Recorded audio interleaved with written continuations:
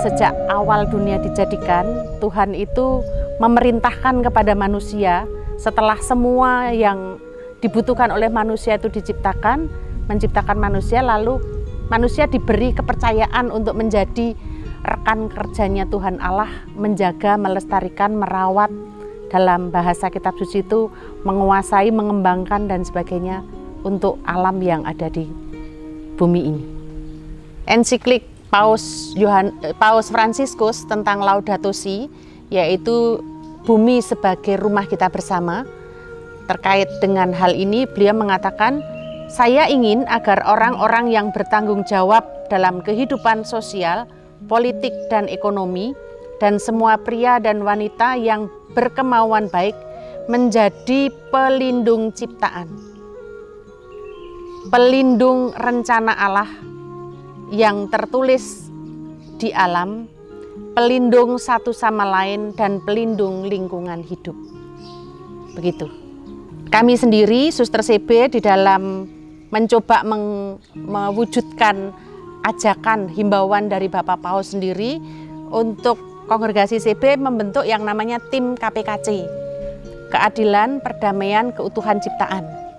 Nah, dengan tim ini kami punya gerakan bersama untuk menciptakan Rumah CB sebagai komunitas yang ramah lingkungan. Sehingga kami mempunyai kriteria begitu ya, mempunyai ciri-ciri, minimal ada 10 hal yang menjadi kriteria kami sebagai rumah komunitas yang ramah lingkungan. Salah satunya kalau tadi Mbak Mas masuk ke halaman kami, ada tempat sampah yang ada pemilahannya warnanya merah, kuning, dan hijau. Itu hampir semua CB, entah itu karya atau komunitas, pasti ada tempat itu, karena salah satu komitmen kami untuk memilah dan mengolah sampah. Kami sudah ada tim menyusun begitu, lalu menggali dari kitab suci, dokumen gereja, dokumen-dokumen kongregasi, kemudian disusun satu materi yang sesuai dengan semangat kami tentu, lalu dibantu untuk langkah-langkah konkretnya apa gitu. Yang harus dibuat apa. Kalau saya misalnya bertanggung jawab di komunitas Santikara, mau mengupayakan Santikara sebagai komunitas yang ramah lingkungan, contohnya apa?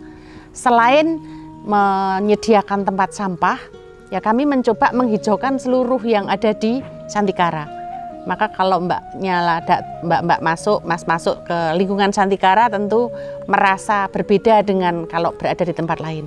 Dan hampir semua rumah CB diciptakan demikian. Tempat yang masih mungkin dihijaukan. Syukur-syukur bahwa hasilnya bisa diolah. Seperti yang ada di depan ini hasil olahan, hasil dari olahan apa yang ada di lingkungan kami. Misalnya telang, kemudian seruni, ada jakute, ada kunir asem, itu bisa dihasilkan dari lingkungan sendiri. Tantangannya itu banyak ya, untuk misalnya mau berkomitmen, salah satunya misalnya mau pantang plastik, tapi rasa-rasanya nggak bisa, nggak pakai plastik. Kami memproduksi minuman seperti ini kan juga bisa ngemasnya pakai plastik. Itu juga menjadi tantangan sekaligus dilema begitu ya. Tetapi yang juga lebih menantang bagi saya adalah kesetiaan. Kesetiaan pada komitmen, untuk kita punya komitmen mengembangkan atau melakukan gerakan seperti ini. Tetapi kadang-kadang ada perasaan megah repot semacam itu ya. Belum tentu yang lain juga mendukung dan sebagainya. Alasan masih ada kegiatan yang lain dan itu alasan-alasan yang kadang-kadang dibuat-buat. Dan yang saya alami biasanya mengajak mereka juga nggak mudah. Akan mudah kalau mereka sudah tahu hasilnya. Maka biasanya kami membuat dulu.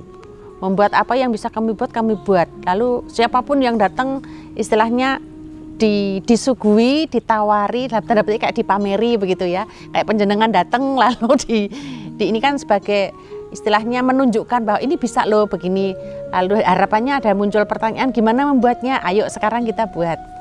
Ini kami punya rencana juga untuk bersama dengan RT dan RW Samirono untuk membuat sesuatu supaya lingkungan kami tidak hanya di dalam Santikara tapi juga tetangga-tetangga kami lingkungannya menjadi hijau, segar, bersih, syukur-syukur menghasilkan.